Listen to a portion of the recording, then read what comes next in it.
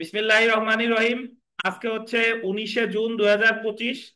আমাদের bar council preliminary batch 2026-এর 19তম ক্লাস এবং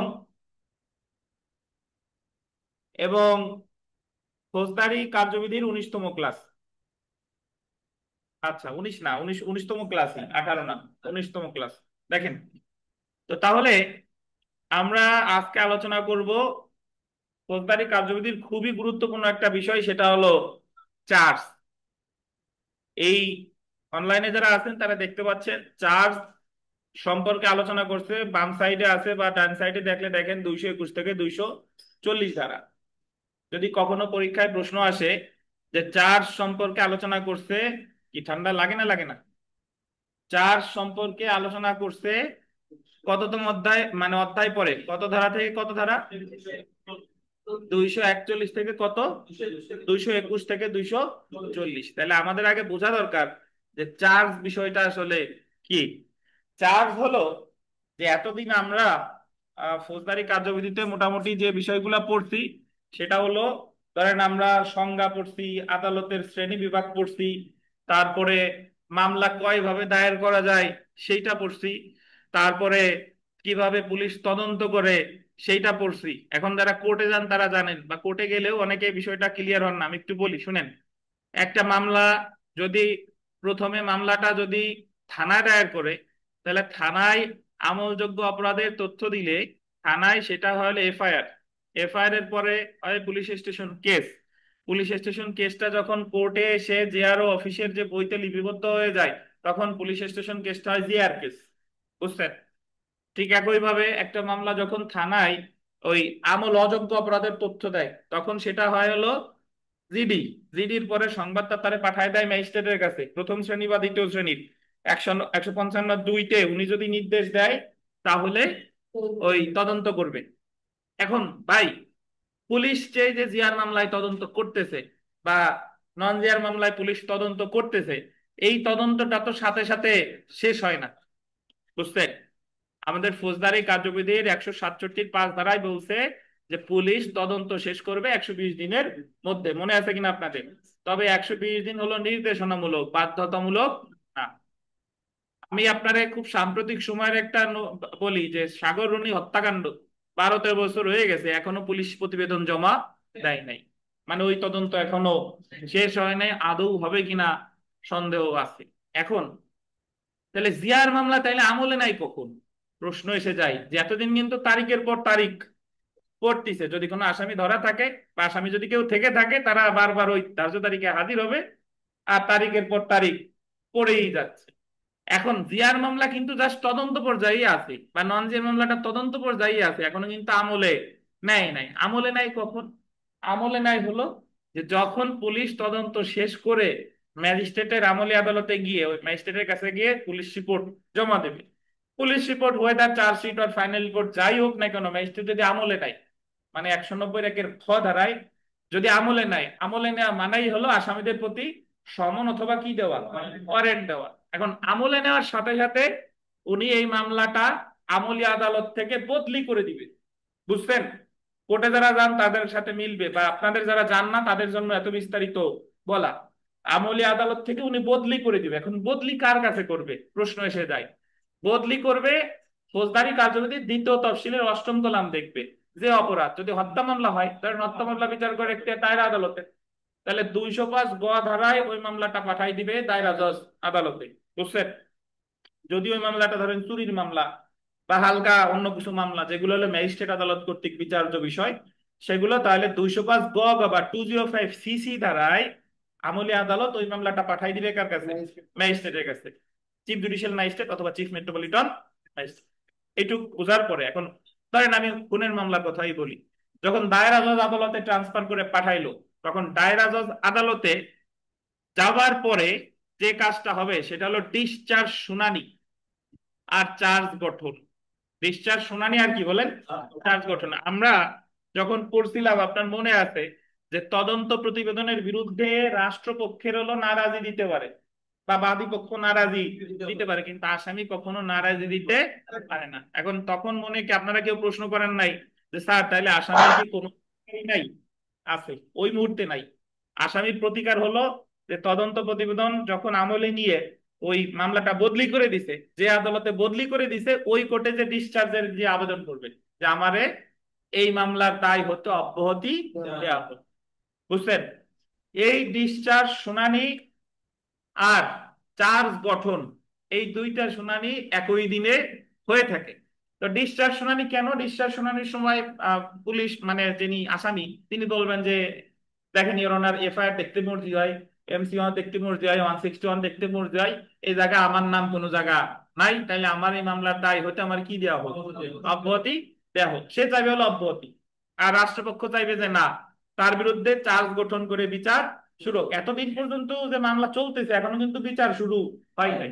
এখন ধরেন আদালত কাউরে অব্যাহতি দেয় নাই, অব্যাহতি দেয় নাই মানে হলো আদালত ধরে নিছে যে দোষী, তখন তার বিরুদ্ধে চার্জ গঠন করে। ধরেন আমরা যদি সাগর রুনি হত্যার কথা বলি, তাহলে চার্জ গঠন করবে যে ডিপজল মিশা তোমাদের বিরুদ্ধে দণ্ডবিধির 302 ও 34 ধারায় খুন খুনের জন্য চার্জ গঠন করা হলো। চার্জ গঠন করা হলো ওনারাই ইসে পাশে দাঁড়ানো থাকে, তাদেরকে জিজ্ঞাসা করে যে আপনারা কি দোষী নাকি নির্দোষ। তখন উকিল সাহেব আবার পাশের থেকে শিখিয়ে দেয় বা অন্য কেউ শিখিয়ে দেয় যে বল নির্দোষ নির্দোষ। তাহলে ওই মুহূর্তে সে বলে কি আমি নির্দোষ। এখন সে ইচ্ছা করলে তার দোষ স্বীকারও করতে পারে, এটা আমরা আলাদা পরে পড়তেছি। বাট যখন ডিসচার্জ তারে দিল না, ডিসচার্জ না দিলে ওই দিন তারে কি গঠন করবে, চার্জ গঠন। তাহলে এই যে যে দণ্ডবিধির অপরাধের চার্জ গঠন করলো, এই চার্জ গঠন করাটার দায়িত্ব হলো কার? আদালতের। এবং চার্জ গঠন করার পরে এরপরে চার্জ গঠন করা হয়ে গেল, এরপর থেকে সাক্ষ্য গ্রহণ শুরু। যে মামলা করছে সে তার সাক্ষীদের হাজির করবে, সেই পক্ষের আইনজীবী সাক্ষীদের জবানবন্দি নেবে, আর আসামি পক্ষের আইনজীবী সাক্ষীদের কি করবে, জেরা করবে। আচ্ছা, এখন এই যে যে আপনার সাক্ষ্য গ্রহণ, তাহলে একটা মামলার আমি যে কথাটা বললাম এটা হলো জিআর মামলার সাক্ষ্য গ্রহণ প্রক্রিয়া নাকি? তাহলে জিআর মামলার সাক্ষ্য গ্রহণ, একটা জিআর মামলা আমলে নেয় কিন্তু অনেক পরে গিয়ে, অনেক পরে গিয়ে মানে হলো যখন তদন্ত প্রতিবেদন দেবে তখনই জিআর মামলা আমলে নেওয়ার প্রশ্ন উঠে, বা যতদিন পর্যন্ত তদন্ত প্রতিবেদন না দিচ্ছে ততদিন পর্যন্ত কিন্তু আমলে নেওয়ার প্রশ্ন উঠে না। বুঝছেন? তাহলে এখন এই যে যে আদালত চার্জ গঠন করলো, এই চার্জ গঠনটা কিভাবে হবে? এই চার্জ গঠন বিষয়টা কি হলো? চার্জ, চার্জ শব্দের অর্থ হলো যে অভিযোগ। এখন চার্জ কি? যে কোনো মামলায় এক পক্ষ যেটা দাবি করে অপর পক্ষ যেটা অস্বীকার করে সেটার উপর ভিত্তি করে চার্জ গঠিত হয়। এই জায়গায় আদালত দাবি করতেছে তুমি অমুক অমুক দ্বারায়, বাদী পক্ষ দাবি করতেছে তুমি অমুক অমুক দ্বারায় অপরাধ করছো, আর আসামি দাবি করতেছে কি না আমি করি নাই। এই চার্জ গঠনের পরেই এই মামলার বিচার শুরু হবে। এখন একটা মামলা চার্জ গঠন কিভাবে হবে, তারপরে এটার উপাদান কি কি, এই বিষয়গুলো আলোচনা করছে 221 থেকে 240। এখন আমি আপনাদের মোটামুটি এত বিস্তারিত আলোচনা করি না, আপনাদের সময় আছে এই কারণে বলা। আর একটা কথা হলো যে তাইলে আমরা যে যে নালিশি মামলায় চার্জ গঠন কখন হয়? আমরা তো জানলাম যে জিআর মামলা পুলিশ রিপোর্ট দাখিলের পরে আমলে নাই, কিন্তু নালিশি মামলা তো যেদিন ফাইলিং হয়েছে, যেদিন 200 ধারায় জবানবন্দি নিছে সেই দিনই তো আমলে নিতে পারে। মানে নালিশি মামলার আমলে কিন্তু সাথে সাথেই হতে পারে। ফাইলিং হওয়ার পরে আদালত যদি সমন অথবা ওয়ারেন্ট ইস্যু করে তাহলে ধরে নেবে নালিশি মামলা কি নিছে, আমলে নিছে 190 ক ধারায়। এখন নালিশি মামলা আমরা তো জানি যে জিআর মামলা আমলে নেওয়ার পর বদলি করলো, তাহলে নালিশি মামলা কি আমলে নেওয়ার সাথে সাথে বদলি করবে কিনা? আচ্ছা, এটা বইতে কোথাও বলা নাই নালিশি মামলা কখন বদলি করবে, এটা হলো কাস্টমস, আপনার শিখতে হবে, বা ক্রিমিনাল রুলস এন্ড অর্ডারে বলা আছে যা। নালিশি মামলা আমলে নাই সাধারণত যেটা, ধরেন একটা মামলা, একজন মহিলা মামলা করছে 5 জন আসামি, যৌতুকের মামলা, শ্বশুর শাশুড়ি সবার বিরুদ্ধে মামলা, তা আদালত সবার বিরুদ্ধেই ওই মামলা আমলে নিছে। তাহলে যখন সকল আসামি হাজির হচ্ছে বা সবাইরে গ্রেফতার করা হয়েছে, সবাই যখন হাজির হয়ে যাবে তারপরেই মামলাটা কি নেওয়া হবে, মানে বদলি করা হবে বিচারের উদ্দেশ্যে, বিচারিক আদালতে বদলি করতে হবে। কিন্তু জিয়ার মামলার ক্ষেত্রে কিন্তু বদলির প্রসেস এক না, কিন্তু নালিশি মামলার ক্ষেত্রে যখন সকল আসামি কি হয়ে যায়, হাজির হয়ে যায়, তখনই নালিশি মামলাটা বদলি করা হয়। বদলি করার পরে তারপরে যে আদালতে বদলি করলো তারপরের প্রসেস এক, যে ডিসচার্জ শুনানি করেই কি চার্জ গঠন। এখন তাহলে এত কথা বলার কারণ হলো যে একটা মামলায় চার্জ গঠন কখন হয় এটা বিস্তারিত আপনাদের ব্যাখ্যা করা। তাহলে চার্জ গঠন কিন্তু একটা মামলার সাথে সাথে হয় না। মানে আমরা বাংলা সিনেমায় যে অংশটুকু দেখি, যে বাংলা সিনেমায় যা দেখায় অ্যাকচুয়ালি ওরকম কোনো সত্যতা আমাদের বাস্তবে নাই। বাংলা সিনেমায় দেখাচ্ছে যে আসামি কথা বলতেছে, আবেগী হয়ে ডায়লগ দিচ্ছে, এ এসে বলতেছে, ও এসে বলতেছে, কিন্তু বাংলা সিনেমায় প্রকৃতপক্ষে যা দেখাচ্ছে ওটা হলো বিচারের অংশ। ট্রায়াল দেখাচ্ছে, কিন্তু একটা মামলা ট্রায়ালে যাইতেও বহুত দিন লেগে যায়। ধরেন সাগররুনি হত্যাকাণ্ডের মামলা 12 বছরও ট্রায়ালে যায়নি, আদৌ কবে যাবে তার কোনো ঠিক নাই।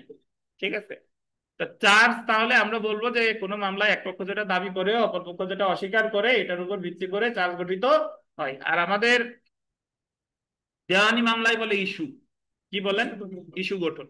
যেটারে ফৌজদারি মামলায় বলে চার্জ, সেটারে দেওয়ানি মামলায় লিলি কি বলে বলেন, ইস্যু, মানে বিচার্য বিষয়। কোন মামলায় ইস্যু বলতে যায় আবার অন্য কিছু বলেন না। তো তাহলে যেটা এক পক্ষ যেটা দাবি করে অপর পক্ষ যেটা অস্বীকার করে সেটার উপর ভিত্তি করে কি গঠিত হয়, চার্জ গঠিত হয়। ধন্যবাদ। আমরা একটু পড়া শুরু করি এখন। এখন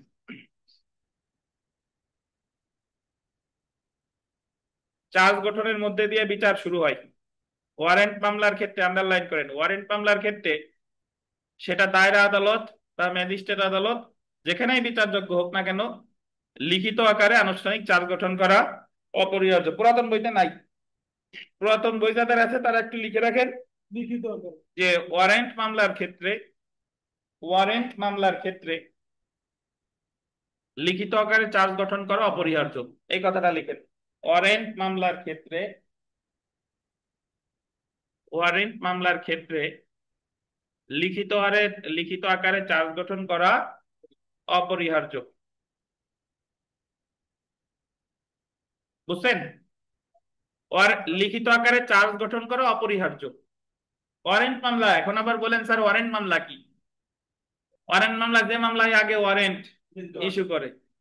কিন্তু সমন বা সংক্ষিপ্ত মামলার ক্ষেত্রে আনুষ্ঠানিক চার্জের পরিবর্তে অভিযুক্তকে চার্জের সারমর্ম উল্লেখ করা যথেষ্ট। এইটুকু আর লেখার প্রয়োজন নাই। যদি পরীক্ষায় প্রশ্ন আসে যে কোন ধরনের মামলার ক্ষেত্রে লিখিত আকারে চার্জ গঠন করা অপরিহার্য, যে কোনো ফৌজদারি মামলা, ওয়ারেন্ট মামলা, সমন মামলা, উপরে সবগুলো কি মামলা বলেন, ওয়ারেন্ট মামলা। বুঝছেন? আচ্ছা, এখন আমরা একটু পড়ি যে চার্জ বা অভিযোগ আসলে কি। চার্জ অর্থ হলো অভিযোগ। চার্জ অর্থ হলো কোনো ব্যক্তির বিরুদ্ধে লিখিত আকারে আনুষ্ঠানিক অভিযোগ যে তিনি অপরাধ করেছে। খুবই প্রাথমিক পর্যায়ে অভিযোগের ধরন সম্পর্কে জানার অধিকারী কোনো ব্যক্তির বিরুদ্ধে সুনির্দিষ্ট অভিযোগকে যথাযথভাবে প্রস্তুত করায়, যথাযথভাবে প্রস্তুত করাই হলো চার্জ। এটুকু আপনাদের বইতে নাই, না থাকলে সমস্যা নাই। ফৌজদারি কার্যবিধির 4-1 ধারায় চার্জের সংজ্ঞা দেওয়া হয়েছে। ফৌজদারি কার্যবিধির আন্ডারলাইন করবেন 221 থেকে 240 ধারা পর্যন্ত অভিযোগের বিষয়বস্তু, গঠন প্রণালী এবং আদালতের ক্ষমতা সম্পর্কে বর্ণনা করা হয়েছে। তাহলে চার্জের বিষয়বস্তু সম্পর্কে আলোচনা করছে কত ধারা থেকে কত ধারা বলেন, 221 থেকে 240। আচ্ছা, এখন আমরা একটু চলে আসি যে যে সকল চার্জে যে সকল বিষয় উল্লেখ করতে হবে। আপনাদের এ জায়গায় আলাদা পেজ দিছিলাম নাকি শাকিল? আচ্ছা ঠিক আছে, একটু অপেক্ষা করেন, আমি আপনাদের পেজ প্রিন্ট করে দিই। কয়জন মানুষ একটা গোল একটু গোনা দেন তো ভাই, একটু কাউন্ট করেন।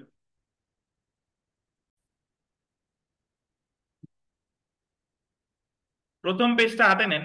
যে ফৌজদারি কার্যবিধিতে অভিযোগের কোনো নির্দিষ্ট সংজ্ঞা দেওয়া হয়নি। ধারা 4-1 অনুযায়ী অভিযোগ বলতে একাধিক শিরোনাম সম্বলিত অভিযোগের যে কোনো শিরোনামকে অন্তর্ভুক্ত করে। এই যে যে আমাদের 4-1 ধারায় চার্জের একটা সংজ্ঞা দিছে, এই সংজ্ঞাটা বেশ জটিল। মানে এটা বোঝা বা ব্যাখ্যা করাও জটিল, বোঝাও জটিল। এই বিষয়টা আমি যদি এইভাবে ব্যাখ্যা করি যে অভিযোগ বলতে একাধিক শিরোনাম সম্বলিত অভিযোগের যে কোনো শিরোনামকে অন্তর্ভুক্ত করে। মানে একজন ব্যক্তির বিরুদ্ধে যদি একটা মামলায় 3টা ধারায় চার্জ গঠন করা হয়, তাহলে প্রতিটা 3টা ধারায় তার বিচার হচ্ছে, তাহলে প্রতিটা ধারাই হচ্ছে এক একটা চার্জ।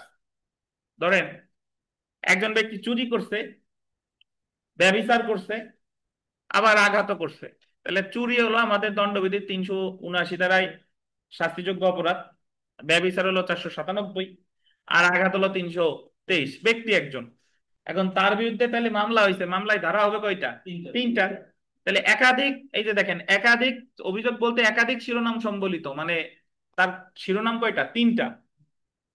যে কোনো শিরোনামকে অন্তর্ভুক্ত করে। 3টা ধারা নিয়ে চার্জ গঠিত হয়েছে, বাট প্রতিটা ধারাই আলাদা এক একটা কি বলেন, চার্জ। বুঝছেন? তাহলে চার্জ হচ্ছে কোনো ব্যক্তির বিরুদ্ধে দেওয়া নির্দিষ্ট অভিযোগের একটি সংক্ষিপ্ত বিবৃতি যাতে ওই ব্যক্তি প্রাথমিকভাবে তার বিরুদ্ধে আনীত অভিযোগ সম্পর্কে জানার অধিকারী। মানে চার্জের মাধ্যমে ওই ব্যক্তি ধারণা লাভ করে যে তার বিরুদ্ধে আসলে কোন অভিযোগ গঠন করা হয়েছে এবং কি মামলার বিচার হচ্ছে। ওই যে বলে যে আপনার বিরুদ্ধে এত এত ধারায় চার্জ গঠন করা হলো, তার মানে সে জানতে পারলো যে তার বিরুদ্ধে কোন ধারায় চার্জ গঠন করা হয়েছে, কোন মামলায় কি অপরাধের বিচার তার ক্ষেত্রে হচ্ছে। চার্জ গঠন হলো ফৌজদারি কার্যক্রমের একটি গুরুত্বপূর্ণ ধাপ। এটি বিচার পর্যায় থেকে, আন্ডারলাইন করেন, এটি বিচার পর্যায় থেকে তদন্ত, এটি বিচার পর্যায় থেকে তদন্তকে, এটা লেখেন অনুসন্ধান তাইলে ভালো হয়, এটি বিচার পর্যায় থেকে অনুসন্ধানকে পৃথক করে। এটি বিচার পর্যায় থেকে কাকে পৃথক করে বলেন? অনুসন্ধানকে পৃথক করে। অনুসন্ধান কাকে বলে মনে আছে আপনাদের কারো? কার বলে? নির্মল, দ্রুত বলেন। স্যার অনুসন্ধান হচ্ছে বিচার ব্যতীত সমস্ত কিছু, মানে ম্যাজিস্ট্রেট যা কিছু করে সমস্ত কিছুই অনুসন্ধান বিচার ব্যতীত। বিচার কার্যক্রম ব্যতীত ম্যাজিস্ট্রেট বা আদালত যা যা করে সবকিছুকে বলে ইনকোয়ারি বা অনুসন্ধান। তাহলে চার্জ হলো এমন একটা পর্যায়, চার্জের আগের পর্যায়কে বলে অনুসন্ধান, চার্জের পরের পর্যায়ে বলে কি? জুডিশিয়াল প্রসিডিং, বিচারিক কার্যক্রম বা ট্রায়াল, বিচার। বুঝছেন? তাহলে পরীক্ষায় যদি প্রশ্ন আসে যে চার্জ গঠনের আগের পর্যায়ে কি বলে? অনুসন্ধান। চার্জ গঠনের পরের পর্যায়ে কি বলে? বিচার। ধন্যবাদ। তাই অপরাধ অনুযায়ী সাবধানতার সাথে চার্জ গঠন করা উচিত। ফৌজদারি কার্যবিধির, আন্ডারলাইন করবেন, 221 থেকে 240 ধারা পর্যন্ত অভিযোগের বিষয়বস্তু, গঠন এবং আদালতের ক্ষমতা বর্ণনা করা হয়েছে। তো ফৌজদারি কার্যবিধির আন্ডারলাইন করবেন 227 ধারা অনুযায়ী, আন্ডারলাইন, এটা গোল দেন, রায় ঘোষণার পূর্বে যে কোনো সময় পর্যন্ত আদালত অভিযোগ গোল দিবেন পরিবর্তন বা নতুন অভিযোগ গঠন করতে, নতুন অভিযোগটা গোল দেবেন নতুন অভিযোগ গঠন করতে পারে। তাহলে আমাদের ফৌজদারি কার্যবিধির 227 ধারায় আছে যে রায় ঘোষণার পূর্বে যে কোনো সময়, at any time before the judgment is pronounced, মানে রায় ঘোষণার পূর্বে যে কোনো সময় আদালত চার্জ পরিবর্তন করতে পারে, পরিবর্তন অথবা নতুন চার্জ গঠন করতে পারে। আমি একটু ব্যাখ্যা দিই। উদাহরণটা এরকম যে ধরেন একজন ব্যক্তির বিরুদ্ধে চুরির মামলার বিচার হচ্ছে, এখন চুরির মামলার বিচারের সাক্ষ্য গ্রহণ চলতেছে, এমন সময় এখনো রায় ঘোষণা করে না, এমন সময় জানা গেল যে সে চুরির সাথে সাথে সে ব্যভিচারও করছে, তাহলে চুরির ধারা তো তার সাথে চার্জ গঠন করতেই, সাথে সাথে নতুন আর একটা ধারাও চার্জ গঠন করতে পারে। রায়ের আগ পর্যন্ত নতুন চার্জ গঠন করা যায়। বুঝছেন? যদি এরকম হয় যে চুরি করে নাই, মনে হয়েছে যে সে অন্য আর একটা অপরাধ করছে, বিশ্বাসভঙ্গ করছে, কিন্তু এটা চুরি হয় নাই, তাহলে চুরির চার্জ পরিবর্তন করে তাহলে বিশ্বাসভঙ্গের চার্জ গঠন করতে পারে। এটার বলে পরিবর্তন। পরিবর্তন মানে হলো একটা বাদ দিয়ে আর একটা, আর সংযোগ মানে কি? যা আছে তো আছে, তার সাথে আর একটা যোগ পাও। বুঝছেন? আচ্ছা, তাহলে যদি পরীক্ষায় প্রশ্ন আসে যে চার্জ কখন পরিবর্তন করা যায়, রায় ঘোষণার কি বলেন? রায় ঘোষণার পূর্বে। চার্জ কি কি করা যায়? 227 ধারায় পরিবর্তন অথবা কি নতুন অভিযোগ গঠন। তারপরে দেখেন, আহ তবে এরূপ প্রতিটি পরিবর্তন বা সংযোজন আন্ডারলাইন করবেন, আসামিকে পড়ে শোনাতে ও বোঝাতে হবে। প্রতিটা পরিবর্তন কারে পড়ে শোনাবে? আসামিকে। উল্লেখ্য যে, আন্ডারলাইন করবেন, অভিযোগটি ইংরেজিতে, এটা ভিভিআই, অভিযোগটি ইংরেজিতে বা আদালতের ভাষায় লিখতে হবে। চার্জ গঠন তো করবে আদালত, এখন এই চার্জের ভাষা ইংরেজি হইতে পারে, আদালতের ভাষাও হতে পারে।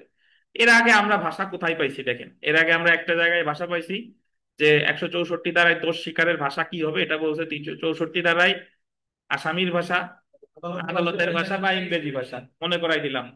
আর চার্জের ভাষা তাহলে কি হবে? আদালতের ভাষা বা ইংরেজি ভাষা। বুঝছেন? উপযুক্ত আলোচনা হতে বোঝা যায় যে চার্জ হচ্ছে একটি লিখিত বিবরণ যাতে একজন অভিযুক্ত ব্যক্তি কর্তৃক অপরাধের, কৃত অপরাধের, আন্ডারলাইন করেন, সময়, স্থান, প্রকৃতি এবং যে ব্যক্তি বা বস্তুর বিরুদ্ধে অপরাধ করা হয়েছে তার বর্ণনা ও আইনের যে ধারার অধীনে আসামিকে অভিযুক্ত করা হয়েছে তা উল্লেখ থাকবে।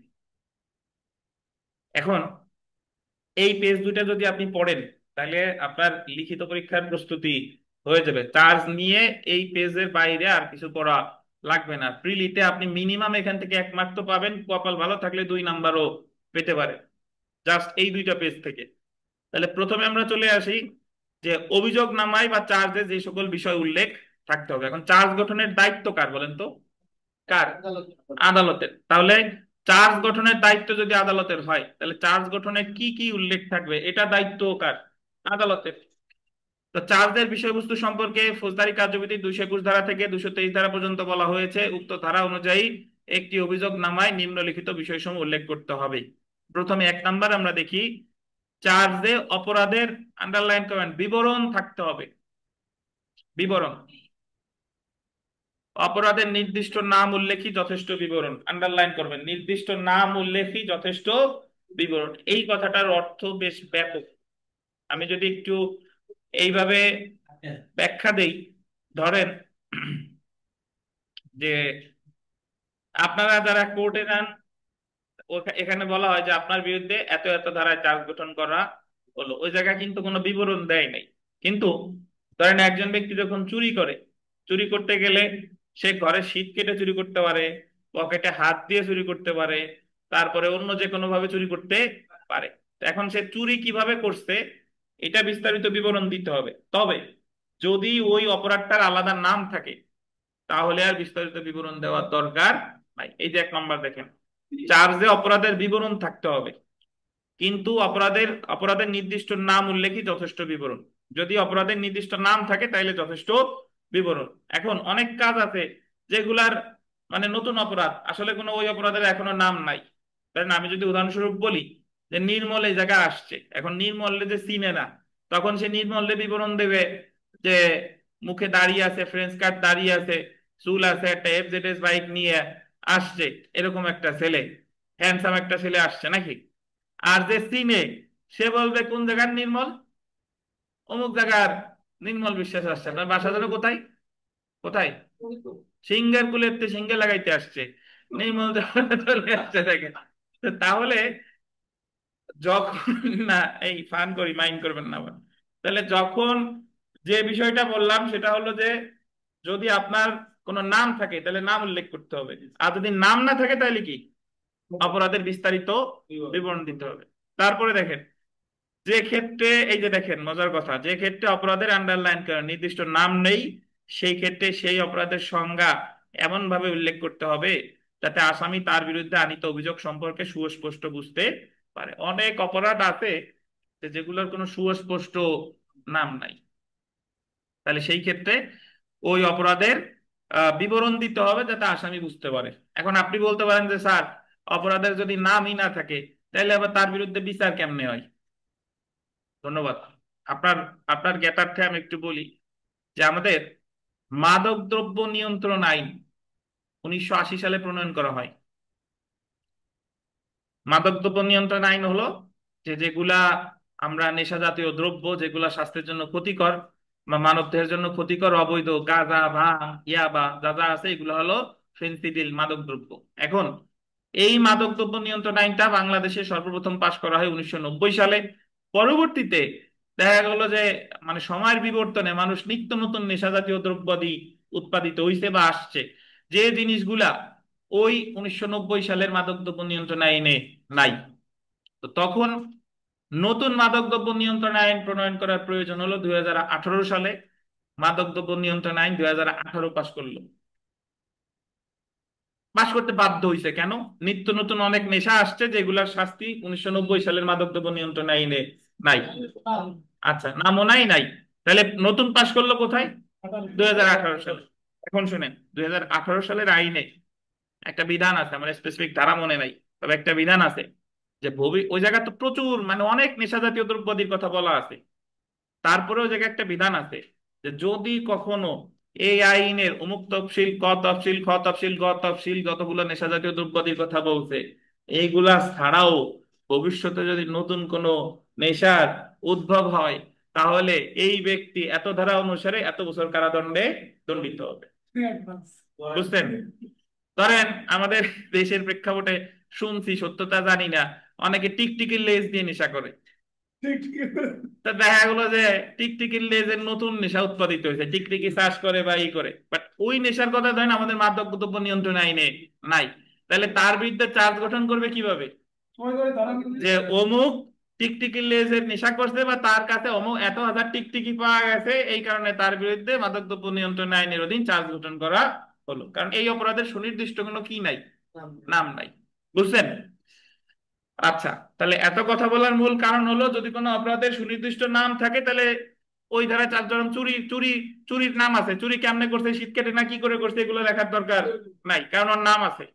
আর যে অপরাধের নাম নাই, তাহলে ওই ক্ষেত্রে তার বিবরণ দিতে হবে যাতে আসামি এই সম্পর্কে সুস্পষ্টভাবে কি বলেন বুঝতে পারে। আচ্ছা, 3 নম্বর দেখেন, যে আইন বা যে ধারা অনুসারে অপরাধ করা হয়েছে বলে উল্লেখ করা হয়েছে, আন্ডারলাইন করবেন, চার্জে উল্লেখ করতে হবে যে আইন বা যে ধারা, এটা আন্ডারলাইন করেন, যে আইন বা যে ধারা। সে কি দণ্ডবিধির অধীন অপরাধ করছে, নাকি নারী শিশু নির্যাতন দমন আইনের অধীন অপরাধ করছে, নাকি কোন আইনের অধীন অপরাধ করছে, সেই আইনের সেই ধারা উল্লেখ করতে হবে যে আপনার বিরুদ্ধে নারী ও শিশু নির্যাতন দমন আইনের অধীন ধর্ষণের অভিযোগ গঠন করা হলো, আপনি কি দোষী নাকি নির্দোষ। অথবা দণ্ডবিধির অধীন 379 ধারায় চুরির চার্জ গঠন করা হলো, আপনি কি দোষী নাকি নির্দোষ। তারপরে দেখেন, আসামির পূর্ববর্তী দণ্ডের আন্ডারলাইন করেন, ঘটনা, তারিখ ও স্থান উল্লেখ করতে হবে। আসামির পূর্ববর্তী দণ্ডের ঘটনা, তারিখ ও কি উল্লেখ করতে হবে, স্থান। অর্থাৎ ওই আসামি এর আগে যদি কোনো অপরাধ করে থাকে, তাহলে ওই অপরাধটা কবে করছিল, কয় তারিখে করছিল, কোন স্থানে করছিল, সেটা উল্লেখ থাকবে। এটার ব্যাখ্যা হলো যে ধরেন একজন লোক চুরি করে অভ্যাসগত অপরাধী, তার বিরুদ্ধে একটা চুরির মামলা অলরেডি আছে, কিন্তু এর আগেও সে একবার চুরির অপরাধে দণ্ডিত হয়েছিল, তাহলে আদালত ইচ্ছা করলে ওই ব্যক্তি পূর্বে কোনো অপরাধ করলে সেই পূর্বের দণ্ডাদেশের বা কবে অপরাধ করছে এটা চার্জে উল্লেখ করতে পারে। তারপরে দেখেন, চার্জের মধ্যে অভিযুক্তকৃত অপরাধের আন্ডারলাইন করবেন, সময় ও স্থান সম্পর্কে উল্লেখ থাকবে। কি কি বলেন? সময় ও স্থান, কোন সময় কোন জায়গায় অপরাধটা করেছে এটা উল্লেখ থাকবে। আচ্ছা, এরপরে দেখেন, আমরা চলে আসি 6 নম্বর পেজে, সরি 6 নম্বর পয়েন্টে। আসামিকে যখন এটা বললেন অপরাধমূলক বিশ্বাস ভঙ্গ অথবা অসাধুভাবে অর্থ আত্মসাতের অভিযোগে চার্জ গঠন করা হয়, আমি এটা একটু পরে, আগে এই পয়েন্টটা পরে পড়ি, বাট তার আগে আমাদের বোঝা দরকার যে অপরাধমূলক বিশ্বাসভঙ্গ কাকে বলে, অসাধুভাবে অর্থ আত্মসাৎ কাকে বলে। অপরাধমূলক বিশ্বাসভঙ্গ হলো যে আপনার সাথে একজনের একটা চুক্তিগত সম্পর্ক আছে বা একটা বিশ্বাসের সম্পর্ক আছে, অতঃপর সে আপনার বিশ্বাস ভঙ্গ করে আপনার মূল্যবান জামানত টাকা পয়সা সে নিজের মতো করে নিয়ে নিছে, এটা হলো অপরাধজনক বিশ্বাসভঙ্গ। আমরা দণ্ডবিধি, ফৌজদারি কার্যবিধি এগুলো পড়ার সময় বাংলা সিনেমারে লাগবে। বাংলা সিনেমায়, হিন্দি সিনেমায় দেখবেন যে নায়কের বাবা, শাহরুখ খানের বাবা, তার বিশাল সম্পত্তির মালিক, সে তার ওয়াইফে নিয়ে বিদেশে গেছে ঘুরতে, বাচ্চারে নিয়ে, আর দায়িত্ব দিয়ে গেছে তার ম্যানেজার রে যে তুমি এটা দেখাশোনা করো।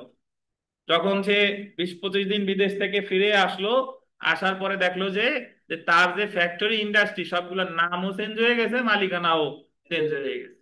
আগে মালিক ছিল একজন, আর সে এখন পথের ফকির। সে বিশ্বাস করে যারে সম্পত্তিটা দিয়ে গেছিল সে সেটা কি করছে, আত্মসাৎ করছে। বুঝতে পারছেন? অথবা অনেকে, আমরা যখন কোথাও চাকরি করি, কোনো অফিসে চাকরি করি, ওই অফিসের মালামাল যদি আমরা বিক্রি করে দেই, নিজের ব্যবহারে পরিণত করি, বাসায় নিয়ে আসি, এটাও কি বলেন, অপরাধজনক বিশ্বাসভঙ্গ। আর অসাধুভাবে অর্থ আত্মসাৎ কাকে বলে? অসাধুভাবে অর্থ আত্মসাৎ হলো যে আপনি কারো কাছ থেকে টাকা নিছেন, টাকা নেওয়ার পরে আর জীবনে ফেরত দেন নাই, ধার হিসেবে নিছেন, আর জীবনে ফেরত দেন নাই, আমার কাছে পড়ছেন কোর্স ফি দেবেন বলে আর দেন নাই, এটাও অসাধুভাবে অর্থ আত্মসাতের মধ্যেই পড়ে। বুঝতে পারছেন? তো এই অপরাধজনক বিশ্বাসভঙ্গ এবং অসাধুভাবে আত্মসাৎ প্রাথমিকভাবে বুঝতে পারছেন যে বিষয়টা হলো কি, এগুলো আমরা বিস্তারিত পড়বো হচ্ছে দণ্ডবিধিতে, বাট এ জায়গায় একটু লাগবে।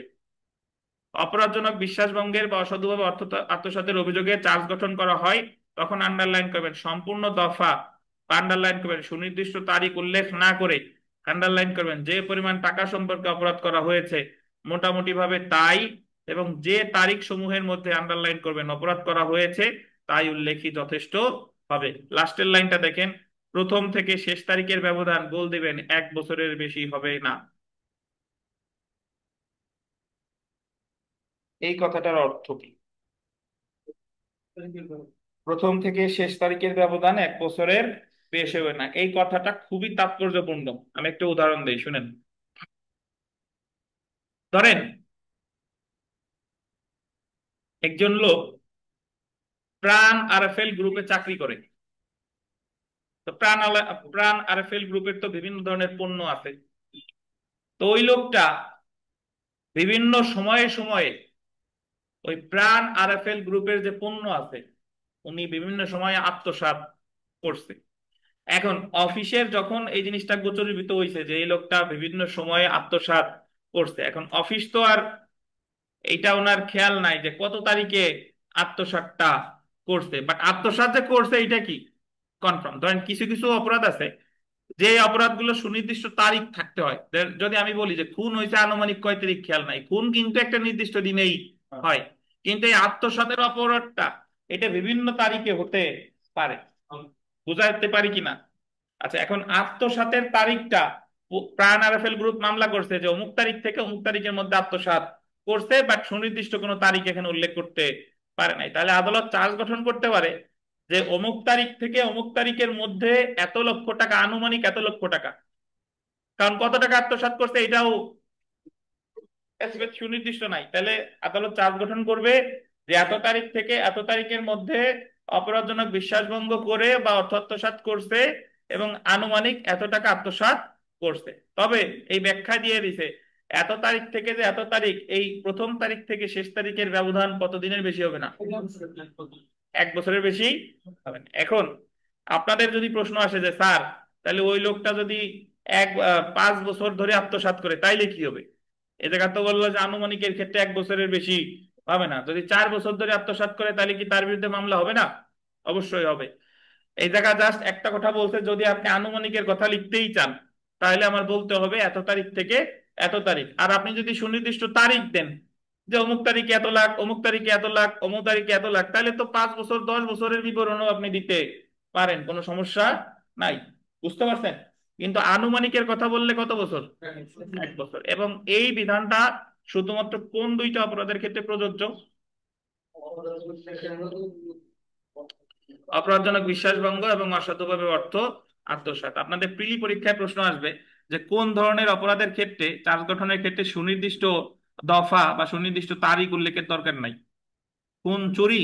অপরাধজনক বিশ্বাসভঙ্গ, উপরে সবগুলো অপরাধজনক বিশ্বাসভঙ্গ। আর এই যে আনুমানিক যে তারিখ দিবে প্রথম থেকে শেষ তারিখের ব্যবধান কত? 1 বছর। বুঝছেন? কত ধারায় পৌঁছে? 222। পরের পয়েন্টটা দেখেন, কিছু কিছু অপরাধ কি উপায়ে সংঘটিত হয়েছে তা তার উল্লেখ করতে হবে। অনেক অপরাধ আছে, এই অপরাধগুলো কেমনে ঘটছে, কি কি উপায়ে ঘটছে। আমরা নর্মালি জানি, একটু আগে বললাম যে অপরাধের নাম থাকলে আর উপায় লাগবে না। অপরাধের যদি নাম থাকে তাহলে ওই অপরাধটা কেমনে করছে, চুরি কি শীত কেটে করছে, নাকি পকেটে হাত দিয়ে করছে, নাকি অজ্ঞান অবস্থায় করেছিল তখন নিছে, এটা উল্লেখ করার দরকার নাই, জাস্ট চুরি উল্লেখ করলেই হবে। কিন্তু কিছু কিছু অপরাধ আছে যেগুলোর ক্ষেত্রে আপনার উপায় উল্লেখ করতে হবে। এই তিনটা উপায় দেখ, তিনটা যেমন বল দেবেন: প্রতারণা, মিথ্যা সাক্ষ্য দান, আর সরকারি কর্মচারীকে দায়িত্ব পালনে বাধা দান ইত্যাদি। 223 ধারা, তিনটে স্টার দেন। প্রতারণা, মিথ্যা সাক্ষ্য দান, আর সরকারি কর্মচারীকে দায়িত্ব পালনে বাধা দান। এইটার অর্থ আসলে কি একটু ব্যাখ্যা করা প্রয়োজন। আম, ভাই, প্রতারণাটা শুধু প্রতারণা লিখলে হবে না, চার্জ গঠনে লিখবে যে প্রতারণাটা কিভাবে করেছে। সে কি ছদ্মবেশে প্রতারণা করেছে নাকি এমনি প্রতারণা করছে। প্রতারণা অনেক ভাবে হয়। প্রতারণা আমরা যখন দণ্ডবিধি পড়বো তখন জানতে পারবো। প্রতারণা ধরেন আমি বললাম যে একটা লোকের কাছে, ধরেন তার মাথায় চুল নাই, তারে গিয়ে বললাম যে এই তেল যদি আপনি লাগান তাহলে আপনি ঝাঁকড়া চুলের বাবরি তোলানো লোক হয়ে যাবেন। তো তারে এই সব মিথ্যা আশ্বাস দিয়ে সে তেল কিনছে। কেনার পরে দেখা গেল পিছনে যতগুলা ছিল সেই করাও ঝরে ভরে গেছে। তাহলে তার সাথে আমি কি করছি? প্রতারণা। আমাদের বর্তমান প্রেক্ষাপটে যে জিনিসটা সবচেয়ে বেশি হয়, ধরেন ফেয়ার এন্ড লাভলি বলতেছে যে ফেয়ার এন্ড লাভলি লাগাইলে একেবারে সাদা হয়ে যাবে। এটা এক ধরনের প্রতারণা। ট্রলার স্ট্রঙ্গার শার্পার, কমপ্ল্যান, তারপরে হরলিক্স, এগুলাতে খাইলে দেখা গেল যে আরো যাও বলতেছিল তাও আর বলে না। তো এইগুলা এক ধরনের কি বলেন, প্রতারণা। এইগুলা যেরকম প্রতারণা, আর একটা প্রতারণা আছে ছদ্মবেশে প্রতারণা। মানে একজন ধরেন, একজন ব্যক্তি সে দোকানে গিয়ে বললো যে আমি হলো অমুক বিসিএস ক্যাডার, আমার ধারে বাকি দেন, আমি কালকে সেই টাকা দিয়ে দিচ্ছি, but actually say BCS cadre না। তাহলে এই যে যে প্রতারণা, এটা বললো হলো ছদ্মবেশে প্রতারণা। তাহলে প্রতারণাটা কেমনে করেছে? প্রতারণাটা কি নর্মালি করেছে নাকি ছদ্মবেশে করছে? প্রতারণার নামের সাথে সাথে উল্লেখ করতে হবে প্রতারণাটা কিভাবে করেছে। তারপরে দেখেন, মিথ্যা সাক্ষ্যদান। মিথ্যা সাক্ষ্যদান মানে হলো আমি যা জানি, আমি জানি যে এটা সত্য না,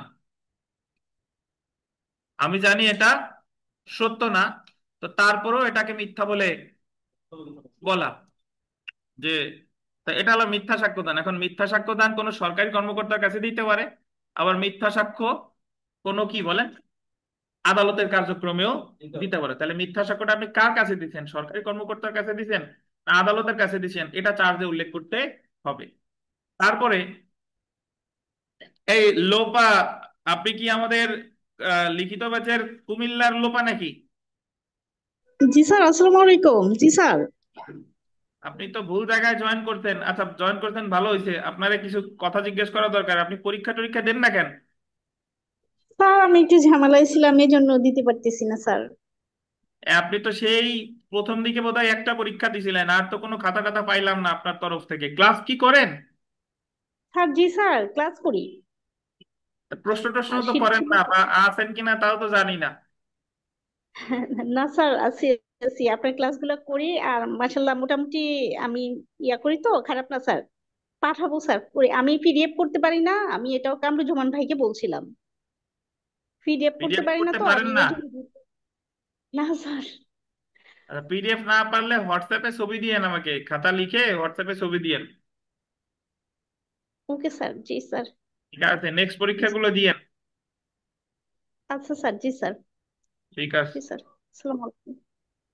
তাহলে দেখেন প্রতারণা কিভাবে করেছে, মিথ্যা সাক্ষ্যদান কিভাবে করেছে, বা সরকারি কর্মচারীকে দায়িত্ব পালনে বাধা দান।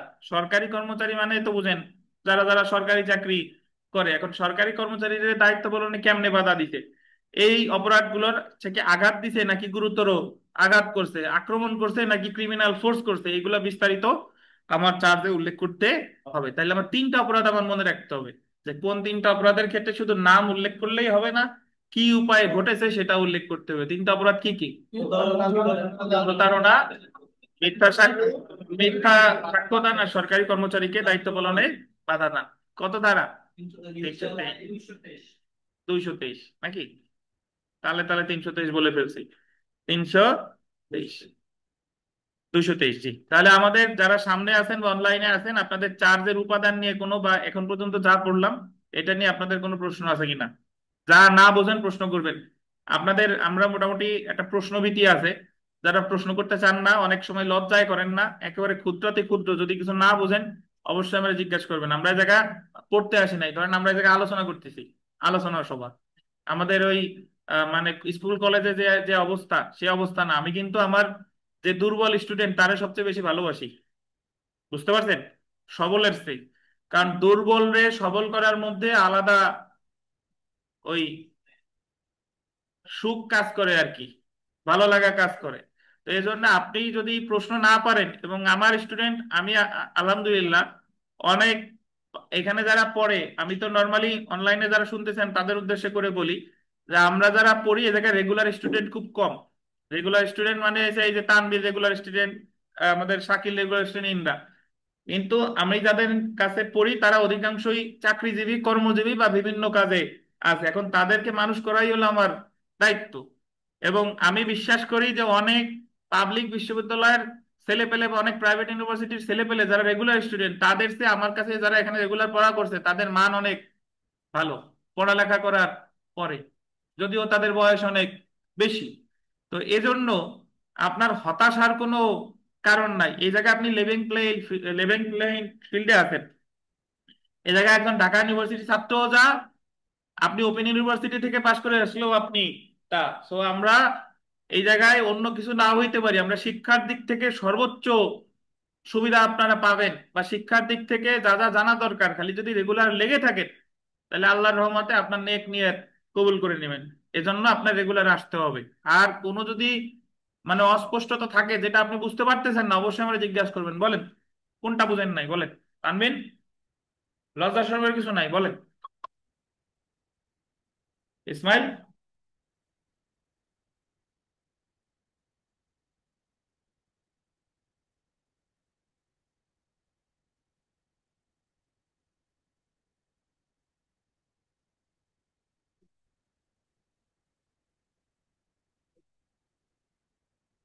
নির্মল, প্রশ্ন আছে কোনো ভাই? স্যার, বলেন, প্রশ্ন থাকলে বলেন, দ্রুত বলেন।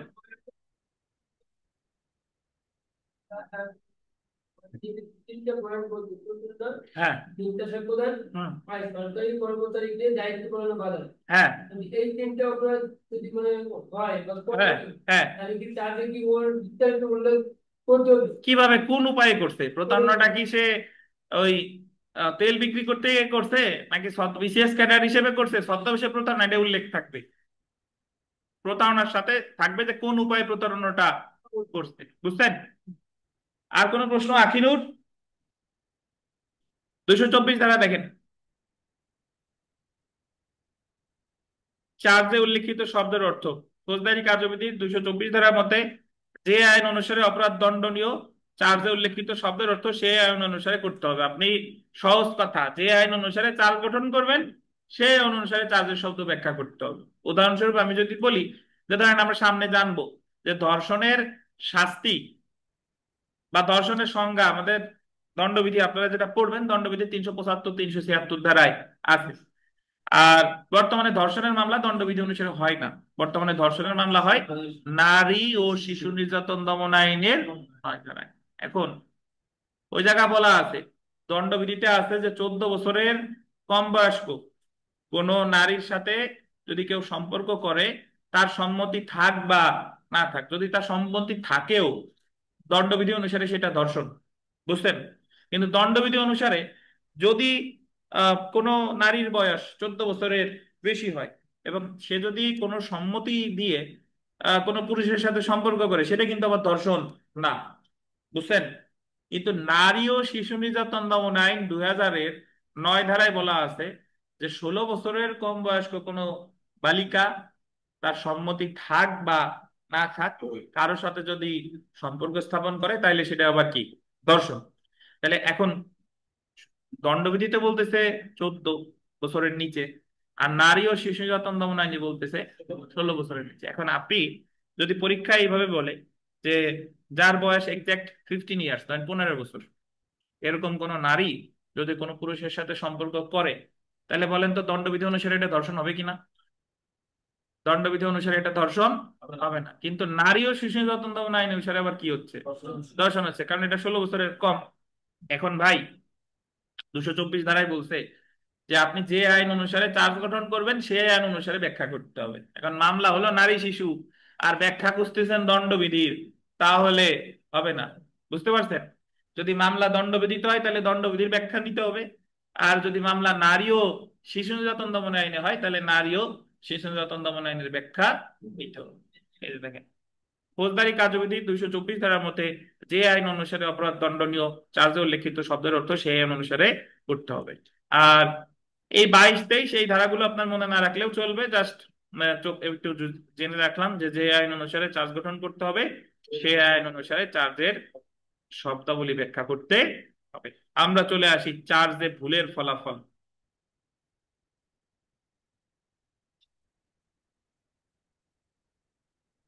চার্জ গঠন করে কে? উকিল না আইনজীবী? অপশনই তো নাই নাকি? আদালত।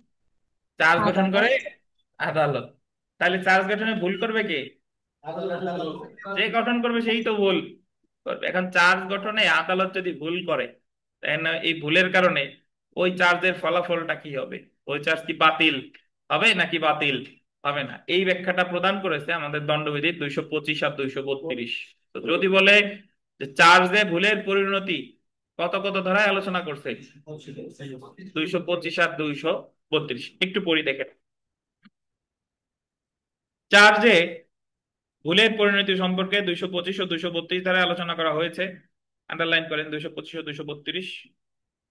225 ধারা অনুসারে চার্জে ভুলের কারণে যদি ন্যায় বিচার ব্যাহত না হয়, আন্ডারলাইন করবেন, তাহলে তা গুরুতর বলে বিবেচিত হবে না।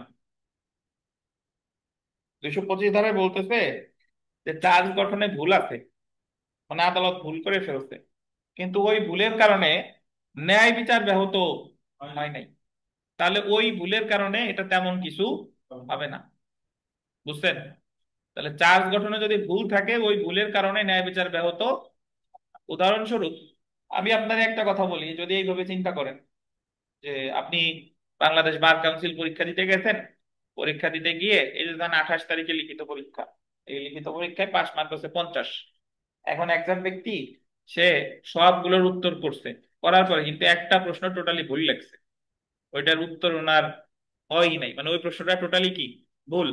কিন্তু যে পরীক্ষক খাতা দেখতেছে, খাতা দেখতে দেখতে উনি দেখলো যে ওই ওই প্রশ্ন উনি কোনো নাম্বারই দেয় নাই, কোনো মার্কিং করে নাই, কিন্তু ওই প্রশ্ন বাদ দিয়েও তার 50 হয়ে গেছে। প্রশ্ন বাদ দিয়ে কি 50 হয়ে গেছে, তার মানে এই ভুলের কারণে তার পাশ ঠেকানো যাচ্ছে না। বুঝতে পারছেন? তাহলে বিষয়টা অনেকটা এরকম, যদি চার্জে ভুল থাকে, ভুলের কারণে যদি ন্যায় বিচার ব্যাহত না হয়, তাহলে এই ভুলের কারণে তেমন কোনো সমস্যা হবে না। এটা বলছে কততে? 225। বুঝছেন? 225। অপরদিকে আন্ডারলাইন করবেন 232 ধারা অনুসারে চার্জে ভুলের কারণে যদি ন্যায় বিচার ব্যাহত হয়, তবে উক্ত ভুল গুরুতর বলে বিবেচিত হবে। মানে আপনি যদি এইভাবে চিন্তা করি যে ভুল আমি 3টে প্রশ্নে করছি, এখন 3 15 45 ওই জায়গা শেষ, আমার 50 হয় নাই, 45 হয়েছে, টোটাল নাম্বার 50 হয় নাই, 5 কম আছে, তাহলে এই ভুলের কারণে আমার পাস কি হচ্ছে না। তাহলে চার্জে যদি ভুল থাকে, এই ভুলের কারণে যদি ন্যায় বিচার ব্যাহত হয়, তাহলে সেটা গুরুতর বলে বিবেচিত হবে। এই কথাটা বলছে কত ধারায়? 232। এবং উচ্চ আদালত উক্ত চার্জ বাতিল করতে পারে। উচ্চ আদালত ইচ্ছা করলে উক্ত চার্জ বাতিল করতে পারে। তাহলে আপাতত আমরা এই ধারাগুলো বিস্তারিত পড়বো, আপাতত এতটুকু বোঝেন যে চার্জে যদি ভুল থাকে, ভুলের কারণে যদি ন্যায় বিচার ব্যাহত না হয়, তাহলে সেটা গুরুতর বলে বিবেচিত হবে না। এটা কত? 225। আর চার্জে যদি ভুল থাকে, ভুলের কারণে যদি ন্যায় বিচার ব্যাহত হয়, তাহলে সেটা গুরুতর বলে বিবেচিত হবে। এটা কত? 232। বুঝছেন? এখন প্রশ্ন আসতে পারে যে স্যার, ন্যায় বিচার ব্যাহত হয়েছে কি হয় নাই, এটা বুঝবো কিভাবে?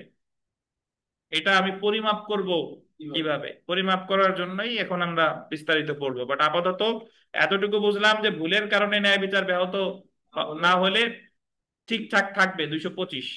আর চার্জের কারণে যদি ন্যায় বিচার ব্যাহত হয়, তাহলে সেটা গুরুতর বলে বিবেচিত হবে এবং ওই চার্জ বাতিল করে দিতে পারে। এটা হলো 232। আমরা 225 করব।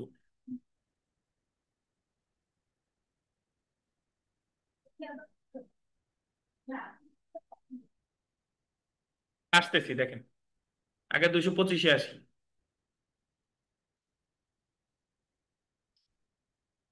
চার্জে ভুলের পরিণতি।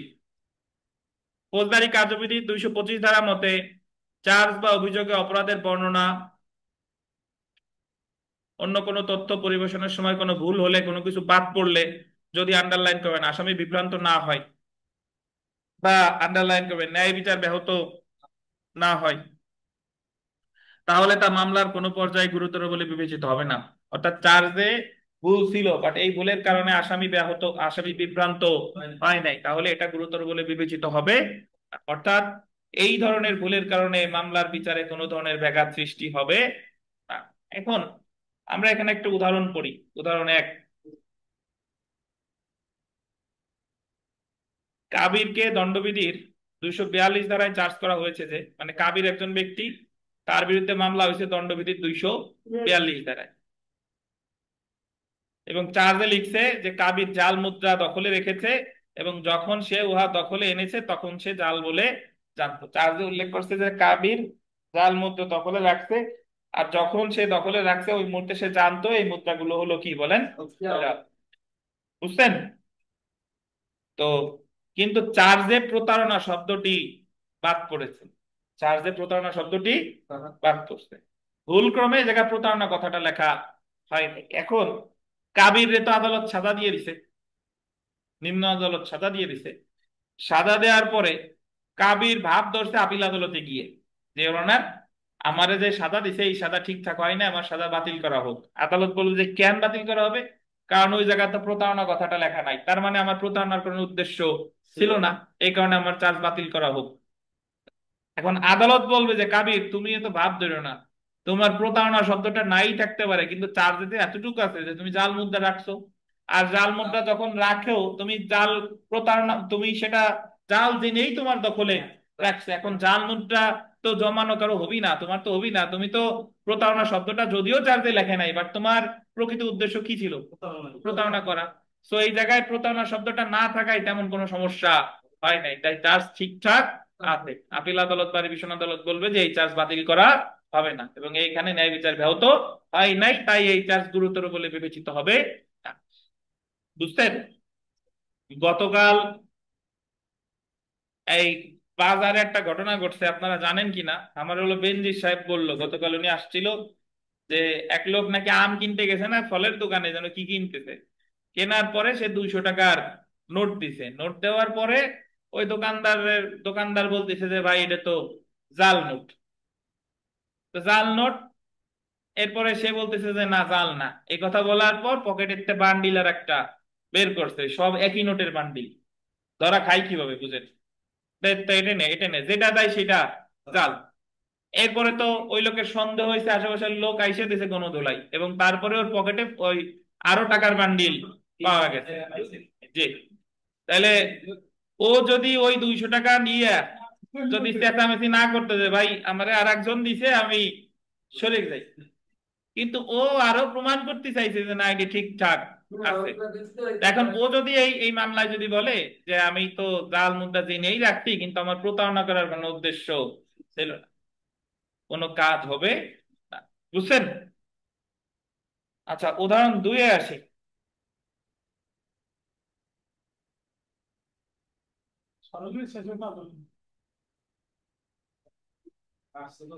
সরল বিশ্বাস আইনের বিরুদ্ধে কাজ হয় না, বুঝছেন? সরল বিশ্বাসে একজন হত্যা করলেন, মন চাইছে দেখি মানুষকে গুলি করলে কেমন লাগে, সরল বিশ্বাস। আচ্ছা, বা সরল বিশ্বাসে একজনের গরু চুরি করে বিরিয়ানি রান্না করে খাইলেন, যে আমার বিরিয়ানি খাইতে মন চাইছে, সরল বিশ্বাসে কচি পাঠা চুরি করছি। এটা হলো আইন বিরুদ্ধ কাজ। আইনের ক্ষেত্রে আইন যেটা আইনের বিরুদ্ধে কখনো সরল বিশ্বাস কাজ করে না। দেখেন, এটা একটু জটিল, এটা আমাদের একটু মনোযোগ দেন। যে করিমের বিরুদ্ধে, পরে আমরা করিম পড়বো, করিমের বিরুদ্ধে 1882 সালের 21শে জানুয়ারি খোদা বক্স নামক এক ব্যক্তিকে হত্যার অভিযোগ করা হয়েছে। মানে করিম হলো এই মামলার আসামি। করিমের বিরুদ্ধে অভিযোগ হলো সে 1882 সালের কত জানুয়ারি, 21শে জানুয়ারি, সে কাকে হত্যা করেছে? খোদা বক্স। কিন্তু প্রকৃতপক্ষে নিহত ব্যক্তির নাম হায়দার বক্স। হত্যার তারিখ 1882 সালের 20শে জানুয়ারি। কাহিনী বুঝেন। চার্জে বিচারক লেখছে, চার্জ গঠন তো বিচারক করে, ধরেন দায় রাজস বাহাদুর লেখছে যে করিমের বিরুদ্ধে চার্জ গঠন করা হলো, সে 1882 সালের 21শে জানুয়ারি সে খোদা বক্স নামের একজন ব্যক্তিকে হত্যা করছে, এই মর্মে তার বিরুদ্ধে দণ্ডবিধি 302 ধারায় চার্জ গঠন করা হলো। ঠিক আছে? কিন্তু প্রকৃতপক্ষে ওই ব্যক্তির নাম যে মারা গেছে তার নাম খোদা বক্স না, তার নাম কি? হায়দার বক্স। আর সে 21 জানুয়ারি মারা যায় নাই, সে মারা গেছে কত? 20 জানুয়ারি। বুঝছেন? এইটুকু কি বুঝছেন কিনা? মানে সে মারছে একজন রে, মারছে, হত্যার অভিযুক্ত মারছে হায়দার বক্সে, কিন্তু চার্জে লেখছে কি? খোদা বক্স। মারছে 20 তারিখ, 20 জানুয়ারি, কিন্তু চার্জে লিখছে কত? 21 জানুয়ারি। এই হলো কাহিনী। তো এখন করিম রে ওই চার্জ গঠন করে ধরেন করিম রে যাবজ্জীবন কারাদণ্ড দিছে খোদা বক্স হত্যা মামলায়। করিম আপিলে গিয়ে আপিল করছে যে ওনার আমার এই চার্জ ঠিকঠাক মতো হয় নাই, চার্জে ভুল ছিল, তাই আমার সাজা বাতিল বাদ দেওয়া হোক, বাতিল করা হোক। আদালত বলতেছে কেন? কারণ দেখেন, যে ওনার খোদা বক্স নামে কোনো ব্যক্তি মারা যায়নি, আর ঘটনা ঘটছে হচ্ছে 20 জানুয়ারি, আর চার্জে লেখা 21 জানুয়ারি। তো আমারে ভুলভাল বিচার করে সাজা দিতে, আমার এই সাজা বৈধ হয় নাই, আমার এই সাজা বাতিল করা হোক। এই হলো করিমের যুক্তি। বুঝতে পারছেন? এখন আদালত কি বলতেছে দেখেন, করিম কেবলমাত্র একটি হত্যাকাণ্ডে অভিযুক্ত হয়েছে এবং ম্যাজিস্ট্রেট কর্তৃক অনুসন্ধানকালে সে শুনেছে যে উহা কেবলমাত্র হায়দার বক্সের হত্যা সম্পর্কিত। এইটার অর্থ কি? আদালত বলতেছে যে করিম একটা মামলায় চার্জ গঠন হয়তো অনেক পরে, চার্জ গঠন জিয়ার মামলায় অনেক পরে হয় না ভাই? কিন্তু তদন্ত যখন পুলিশ করছে, চার্জশিটে ডিসিস্টের নাম মানে নিহত ব্যক্তির নাম হায়দার বক্স আছে, তারপর ম্যাজিস্ট্রেট আদালতে যখন তুমি হাজির হইছো, এফআইআর ও ওই ওই 20 তারিখের কথা আছে, এফআইআর ও হায়দার বক্সের কথা আছে, তুমি তখন তো এই মামলার আসামি হিসেবেই জামিন নিছো। পরবর্তীতে আমলে নিয়ে যখন চার্জ গঠন করলো, তখন আদালত ভুলক্রমে ওই তারিখটা আর নামটা ভুল লেখা হয়েছে। বাট তুমি ভাব ধরো না, তুমি তো এই মামলা চার্জ গঠনের আগ পর্যন্ত তো তুমি ঠিকঠাকই হাজিরা দিয়ে গেছো, তখন তো তুমি বলো নাই যে এই হত্যাকাণ্ড তুমি করো নাই। বুঝতে পারছেন? তাহলে এই যে যে বক্সে বক্সে মিলে হায়দার বক্সের জায়গায় খোদা বক্স হইছে, আর 20 জানুয়ারির জায়গায় 21 জানুয়ারি হইছে, তুমি তো প্রকৃতপক্ষে একটা মামলার আসামি এবং তুমি হত্যাকাণ্ড করেছো। তো এই কারণে, এই ভুলের কারণে এই ন্যায় বিচার ব্যাহত হয় নাই এবং এটা গুরুতর বলে বিবেচিত হবে না, তাই তোমার সাজা ঠিকঠাকই আছে। এই যে দেখেন, আবার পড়ি, করিম কেবলমাত্র একটি হত্যাকাণ্ডে অভিযুক্ত হয়েছে এবং ম্যাজিস্ট্রেট কর্তৃক অনুসন্ধানকালে, অনুসন্ধান মানে কখন? চার্জ গঠনের আগে শুনেছে যে উহা কেবলমাত্র হায়দার বক্সের হত্যা সম্পর্কিত। আদালত ইহা ধরে নিতে পারেন যে করিম বিভ্রান্ত হয়নি এবং অভিযোগের ভুল অতি নগণ্য। প্রশ্ন থাকলে জিজ্ঞাসা করেন প্লিজ।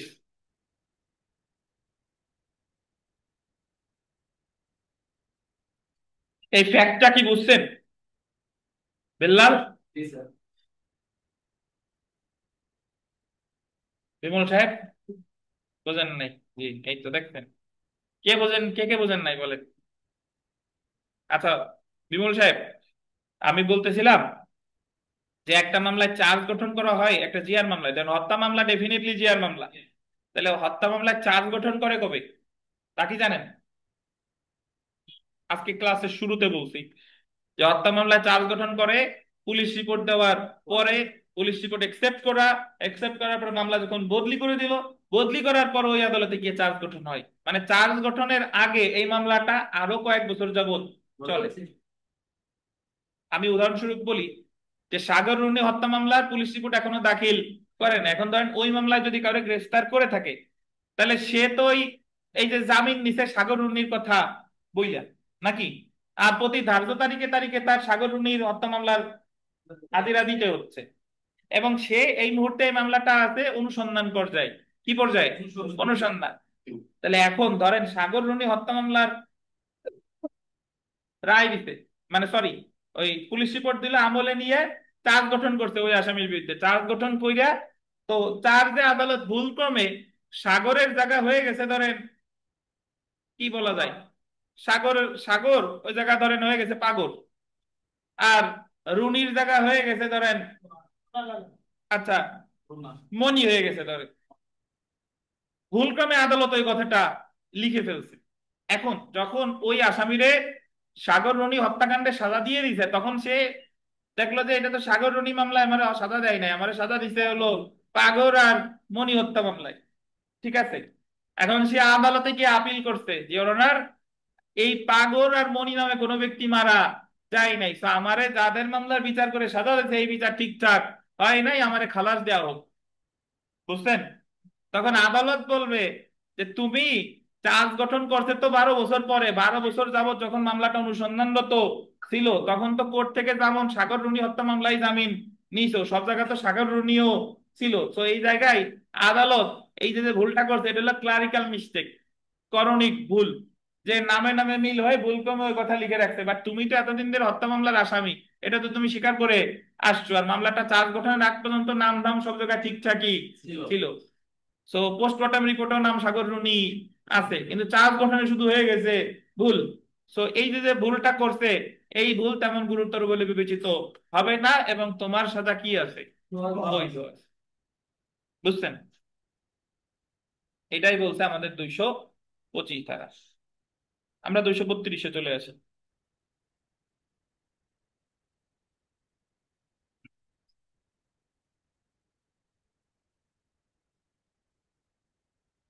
232 সম্পর্কে অলরেডি একটু জানি, যে চার্জে ভুল ছিল, ভুলের কারণে যদি ন্যায় বিচার ব্যাহত হয় তাহলে সেটা কি হবে? গুরুতর বলে বিবেচিত হবে। গুরুতর বলে ফলাফল ফৌজদারি কার্যবিধি 232 ধারায় বলা হয়েছে, এটা বললেন আপিল আদালত। পাইছেন? এটাও জ্বালাই, এটা এটা একটু অন করে দেন, উনি দেখতে সমস্যা। আপিল আদালত পাইছেন? আপিল আদালত বা রিভিশন ক্ষমতা প্রয়োগকালে হাইকোর্ট বিভাগ যদি মনে করে অভিযোগ গঠিত না হওয়ায় বা এতে ভুল থাকায় কোনো অপরাধে দণ্ডিত ব্যক্তি তার আত্মপক্ষ সমর্থনের ব্যাপারে বিভ্রান্ত হয়েছে, তাহলে উক্ত আদালত যেরূপ উপযুক্ত মনে করবেন সেরূপ অভিযোগ গঠন করে, আন্ডারলাইন করবেন, নতুন বিচারের নির্দেশ দিবেন এবং দণ্ডাদেশ বাতিল করতে পারেন। নতুন বিচার নির্দেশ আন্ডারলাইন করেন এবং দণ্ডাদেশ বাতিল করতে পারেন, এটাও আন্ডারলাইন করেন।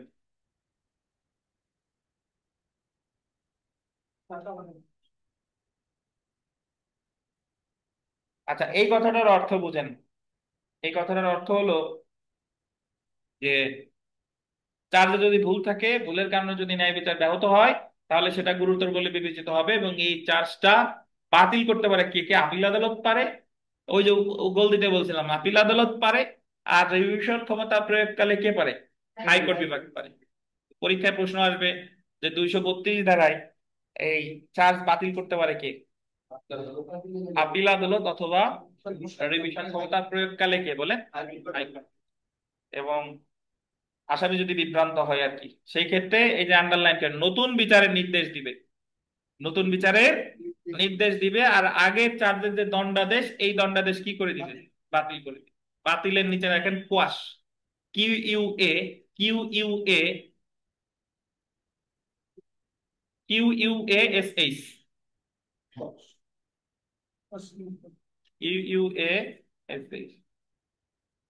QUASH।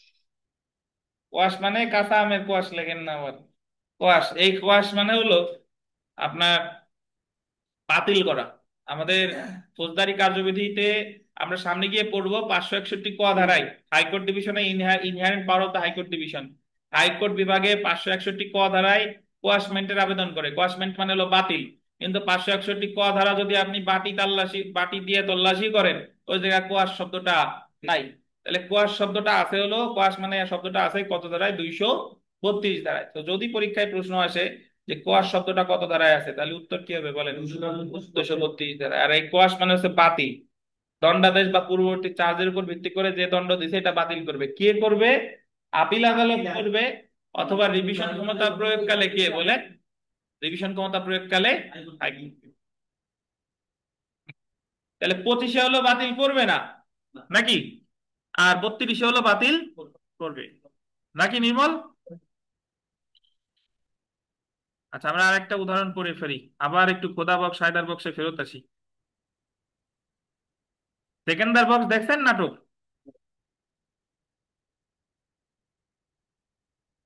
নাটক দেখেন নাই নির্মল?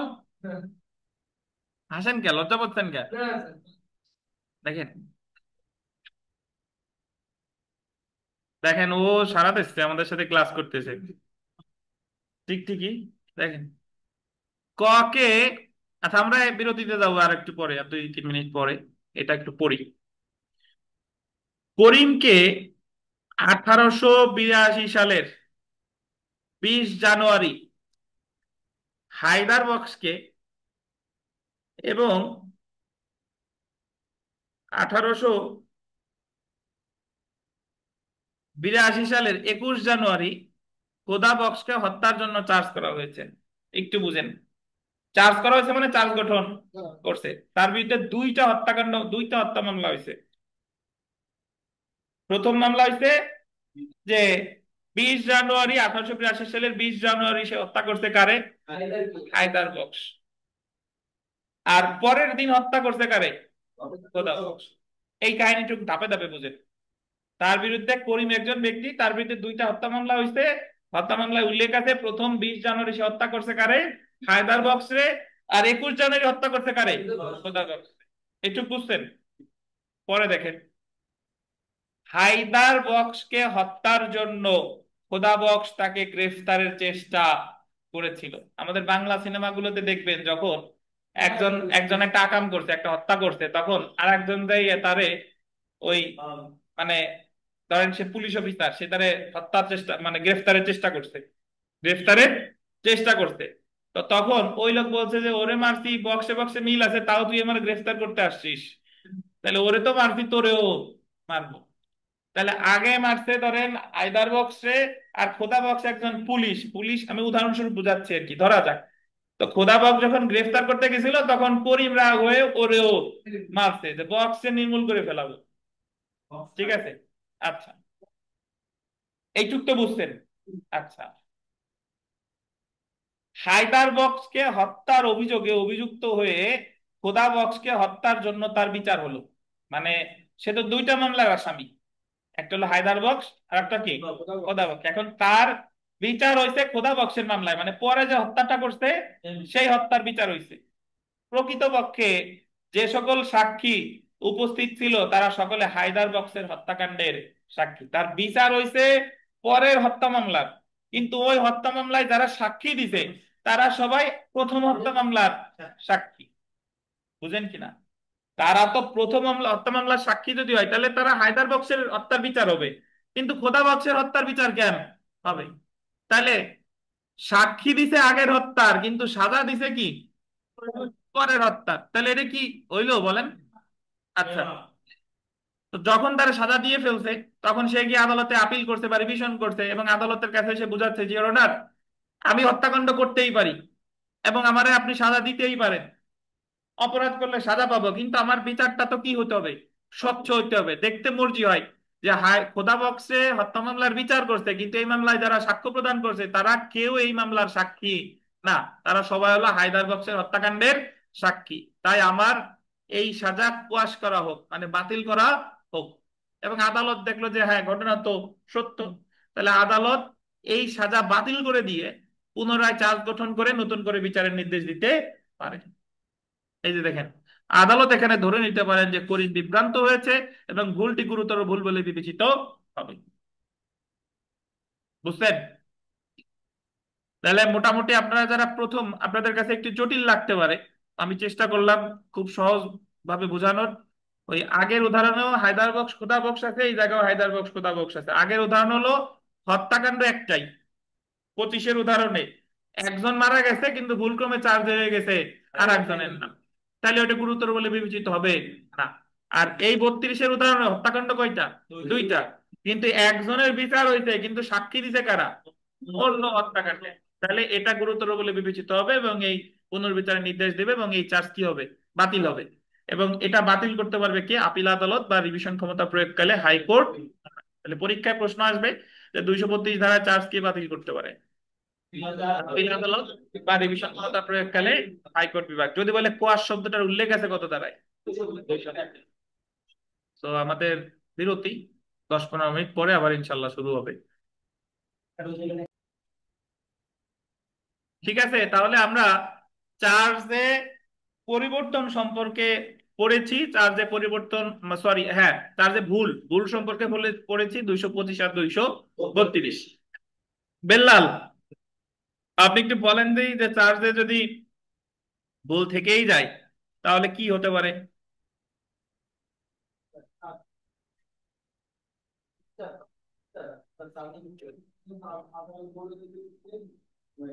আপনি তো চার্জের আগে চার্জ গঠনের আগে আপনি জানতেন আমরা অনুসন্ধানের সময় থেকে আপনার কি জামিন নিয়েছে বিচার হইতে না, ওই ওইভাবে বলার প্রয়োজন নাই, বলবেন যে চার্জে ভুল থাকলে যদি ন্যায় বিচার ব্যাহত হয় তাহলে সেটা গুরুতর বলে বিবেচিত হবে, আর ন্যায় বিচার ব্যাহত না হলে গুরুতর বলে বিবেচিত হবে না। তাহলে গুরুতর বলে বিবেচিত হবে না হলো 225-এ, আর হবে হলো কততে? 232। বুঝছেন? আচ্ছা,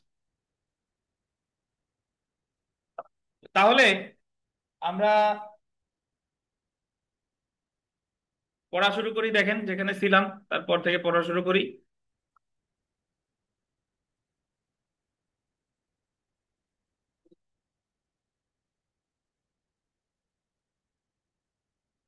চার্জে পরিবর্তন বা নতুন চার্জ গঠনের ফলাফল 227 ধারায় বলতেছে।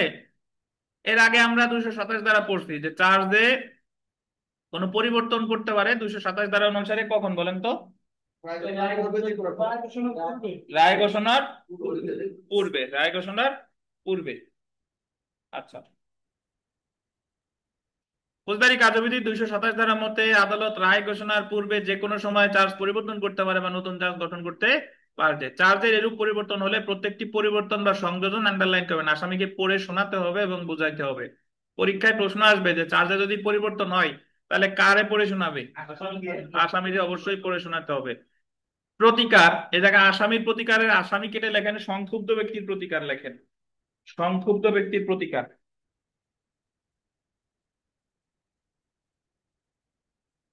দিছেন?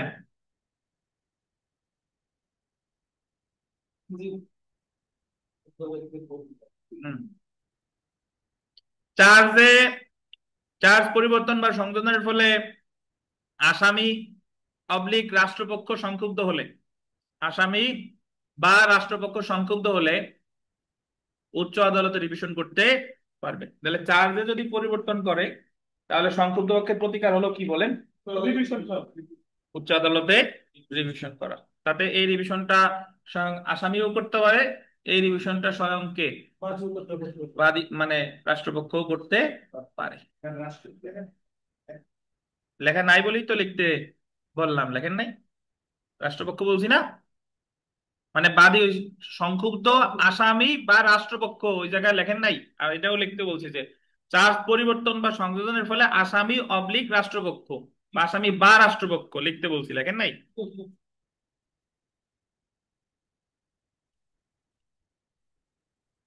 লিখছেন? 228 দ্বারাই চলে আসি।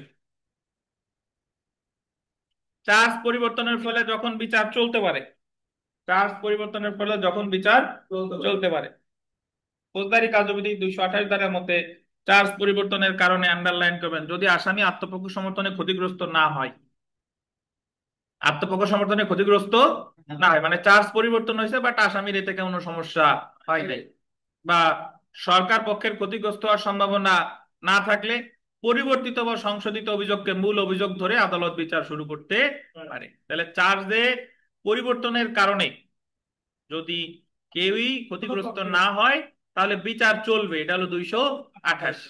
চার্জে পরিবর্তনের কারণে কেউ যদি ক্ষতিগ্রস্ত না হয় তাহলে বিচার চলবে, এটা কত বলেন? 228। আর কেউ যদি ক্ষতিগ্রস্ত হয় তাহলে বিচার স্থগিত থাকবে, এটা বলছে 229। এই যে দেখেন 229। চার্জে পরিবর্তনের ফলে যখন বিচার স্থগিত থাকে, ফৌজদারি কার্যবিধি 229 ধারা মতে চার্জ পরিবর্তনের কারণে আসামি পক্ষের ক্ষতিগ্রস্ত হওয়ার সম্ভাবনা থাকলে বা ক্ষতিগ্রস্ত হওয়ার সম্ভাবনা থাকলে পরিবর্তিত সম্ভাবনা থাকলে বা সরকার পক্ষের ক্ষতিগ্রস্ত হওয়ার সম্ভাবনা থাকলে পরিবর্তিত বা সংশোধিত অভিযোগের উপর ভিত্তি করে আদালত বিচার স্থগিত রাখার আদেশ দিতে পারে। তাহলে আমার তিনটা ধারা মনে রাখবো এইভাবে যে চার্জ রায়ের আগ পর্যন্ত পরিবর্তন করা যায় 227, চার্জ পরিবর্তনের ফলে কেউ সংক্ষুব্ধ না হলে বিচার চলবে 228, আর কেউ যদি সংক্ষুব্ধ হয় বিচার স্থগিত থাকবে 229। কি লিলি বলেন তো কি বললাম? চার্জ পরিবর্তন করা যায় কত ধারায় বলেন? 227। আর চার্জ পরিবর্তনের ফলে বিচার চলবে কত? 228। আর বিচার স্থগিত থাকবে 229। নির্মল বলেন 227-এ কয়টা কয়টা জিনিস করা যায়? পরিবর্তন করা যাবে, নতুন করে গঠন করা যাবে। ধন্যবাদ। আয়শা বলেন চার্জ পরিবর্তনের ফলে প্রতিকার কি?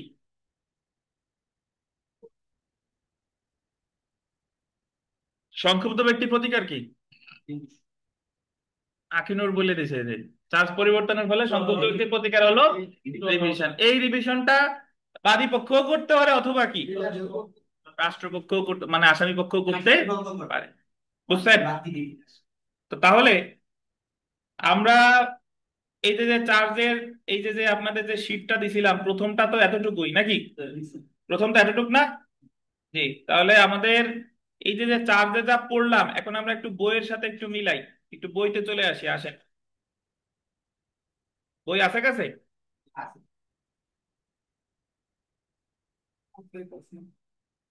চার্জে যে সকল বিষয় উল্লেখ করতে হবে এটা আর বিস্তারিত পড়বো না, ওই আমাদের ওই শীট পড়লে এটা অলরেডি হয়ে যাবে। জেনে রাখা ভালোতে দেখেন, জেনে রাখা ভালো, পাইছেন? চার্জ আদালতের ভাষায় বা ইংরেজি ভাষায় লিখতে হবে, এটাও আমরা জানি, জানি না? তারপরে এই জায়গায় 225 আছে, এটাও আমরা জানি, এটা আর পড়লাম না। তারপরের পয়েন্টটা পয়েন্ট, ফৌজদারি কার্যবিধি 227 ধারা অনুসারে রায় ঘোষণার পূর্ব পর্যন্ত আদালত যে কোনো সময় চার্জ পরিবর্তন বা সংযোজন করতে পারে। Any court may alter, alter শব্দটা বলতেন, অল্টার, অল্টার মানে হলো পরিবর্তন, অর অ্যাড, অ্যাড মানে কি সংযোজন বা সংযুক্ত। Any any court may alter or add to any charge at any time before judgment is pronounced. তো চার্জে প্রত্যেকটি পরিবর্তন বা সংযোজন কাকে পড়ে শোনাতে হবে বলেন? আসামিকে। তাহলে চার্জে কি করা যায়? অল্টার করা যায় অথবা সংযোজন বা অ্যাড করা যায়। তো আমরা বিগত বছরের প্রশ্ন যদি চলে আসি, একটু দেখেন 2023 সালের যে প্রশ্ন, এখানে যদি আমরা একটু পড়ি যে আদালত কর্তৃক গঠিত অভিযোগ ড্যাশ ভাষায় লিখিত হতে হবে। কি ভাষায় বলেন? আদালতের ভাষায়। নর্মালি আমরা জানি আদালতের ভাষা অথবা কি ইংরেজি ভাষা। আচ্ছা, 2 নম্বর প্রশ্নটা পড়ি যে ক এর বিরুদ্ধে চুরির অভিযোগে চার্জ গঠনের ক্ষেত্রে তার বিরুদ্ধে ফৌজদারি আদালত প্রদত্ত নিম্নের কোন রায়টি প্রাসঙ্গিক? আহ, ক অন্য একটি যৌতুকের মামলায় খালাস পেয়েছে, ক অন্য একটি যৌতুকের মামলায় দণ্ডিত হয়েছে, ক অন্য একটি চুরির মামলায় দণ্ডিত হয়েছে, ক অন্য একটি চুরির মামলায় খালাস পেয়েছে। যেহেতু তার বিরুদ্ধে কোন মামলার বিচার চলে? চুরি। তাহলে এই জায়গায় সে একই ধরনের কোন দণ্ড যদি পেয়ে থাকে সেটা প্রাসঙ্গিক। তাহলে এই ক্ষেত্রে কোনটা প্রাসঙ্গিক হবে বলেন? ক অন্য একটি চুরির মামলায় দণ্ডিত হয়েছে। বুঝছেন? তারপরের প্রশ্নটা যদি দেখেন, দায়রা আদালত বিচারের কোন পর্যায় পর্যন্ত চার্জ পরিবর্তন করা যায়? কোন রায়ের পূর্ব তারিখ পর্যন্ত না, রায়ের কি পূর্ব। 4 নম্বর প্রশ্নটা যদি দেখেন, ফৌজদারি মামলায় চার্জ গঠনের ক্ষেত্রে অপরাধ সংক্রান্ত কোন তথ্যটি উল্লেখের প্রয়োজন নাই? সময়, স্থান, আইন, শাস্তি। কি বলেন তো? শাস্তি। শাস্তি তো দেবে বিচার শেষে, শাস্তি দেবে বিচার শেষে, তাহলে এটা তো চার্জে উল্লেখ থাকবে না। সেলফ প্র্যাকটিসে পুরাতন বইতে নাই, একটা কথা একটু লিখে রাখেন যে ফৌজদারি কার্যবিধির কত অধ্যায়ে চার্জ নিয়ে আলোচনা করছে, একটু লিখে রাখেন 19 অধ্যায়। 19। যদি না থাকে একটু লিখে রাখেন যে চার্জ সম্পর্কে আলোচনা করছে ফৌজদারি কার্যবিধির কত অধ্যায়? ঊনবিংশ নাকি?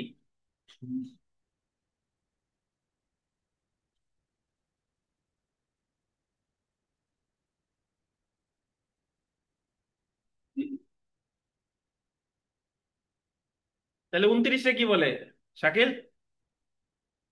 আনবিন সাহেব? ঊনবিংশ ঠিক আছে তো বিমল সাহেব? আচ্ছা, ঠিক আছে, হ্যাঁ, ঊনবিংশ শতক ঠিক আছে। 2 নম্বর দেখেন, পূর্ববর্তী দণ্ড চার্জে উল্লেখ করা প্রয়োজন হলে এবং তা যদি উল্লেখ করা না হয় তাহলে উক্ত পূর্ববর্তী দণ্ড সম্পর্কে কোনো বক্তব্য চার্জে অন্তর্ভুক্ত করতে পারে আদালত নিজের ইচ্ছায়। এটা গুরুত্বপূর্ণ, একটু শুনে রাখেন।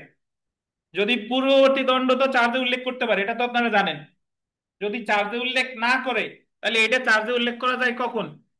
যে কোনো সময়, তবে আদালতের ইচ্ছায়। কার ইচ্ছায়? আদালতের ইচ্ছায়। 4 নম্বর প্রশ্নটা যদি একটু পড়ি দেখেন, নিম্নলিখিত কোন অপরাধের ক্ষেত্রে আদালত নিম্নলিখিত কোন অপরাধের ক্ষেত্রে অভিযোগ গঠনের সময় সুস্পষ্ট দফা বা সুনির্দিষ্ট তারিখ উল্লেখের প্রয়োজন নাই? কোনটা বলেন তো? অপরাধজনক বিশ্বাসভঙ্গ, অসৎভাবে অর্থ আত্মসাৎ, ক্ষয় এবং গ। কোনটা? ক্ষয় এবং গ, এটা ভিভিআই। 5 নম্বর প্রশ্ন যদি দেখেন যে অভিযোগ পত্রে উল্লেখিত শব্দের অর্থ কোন আইন অনুসারে ব্যাখ্যা করা হবে? যে আইন অনুসারে অপরাধটা দণ্ডনীয় বা যে আইন অনুসারে চার্জ গঠন করা হয়েছে। তারপরে দেখেন, অভিযোগে অপরাধের বর্ণনা বা অন্য কোনো তথ্য পরিবেশনের সময় কোনো ভুল হলে তখন তা গুরুতর বলে বিবেচিত হবে না যদি তা আসামিকে বিভ্রান্ত সৃষ্টি না করে আর যদি ন্যায় বিচার ব্যাহত না করে। বিভ্রান্ত সৃষ্টি করে নাই, ন্যায় বিচার ব্যাহত করে নাই, তাহলে এটা গুরুতর বলে বিবেচিত হবে না। 7 নম্বর প্রশ্ন দেখেন, the code of criminal procedure 1898 এর কোন ধারায় বলা হয়েছে any court may alter, alter মানে কি পরিবর্তন, or add to any charge at any time before judgment is pronounced. কত? 227। 11 নম্বর প্রশ্নটা দেখেন যে চার্জে কোনো পরিবর্তন করা হলে বা নতুন চার্জ গঠন করা হলে তার বিরুদ্ধে অভিযুক্ত ব্যক্তির প্রতিকার কি হতে পারে বলেন? রিভিশন। কি বলেন?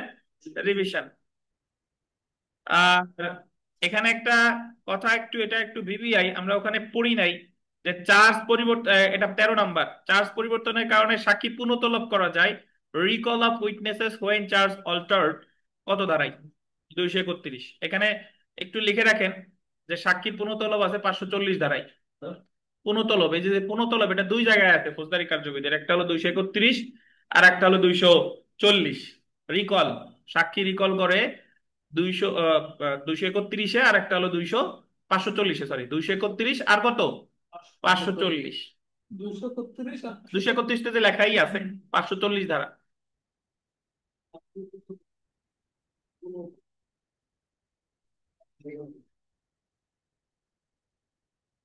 বুঝছেন? তাহলে সাক্ষী পুনঃতলব করে যদি চার্জ পরিবর্তন করা হয় নাকি, কত ধারায়? 231 ধারায়। তারপরে প্রশ্নটা 15 নাম্বারটা ভিভিআই, আমি একটু পড়ে শোনাই।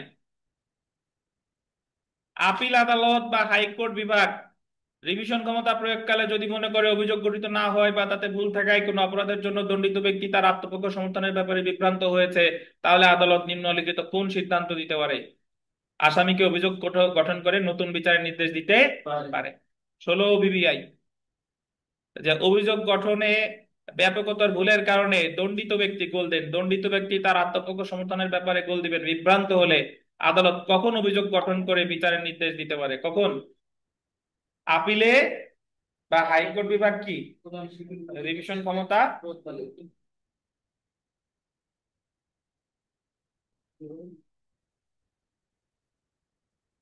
আচ্ছা, 17 নাম্বারটা দেখেন, যে কোন ধরনের আদালত অভিযোগ গঠনে ব্যাপকতার ভুলের কারণে দণ্ডিত ব্যক্তি তার আত্মপক্ষ সমর্থনের ব্যাপারে বিভ্রান্ত হলে অভিযোগ গঠন করে নতুন বিচারের নির্দেশ দিতে পারে?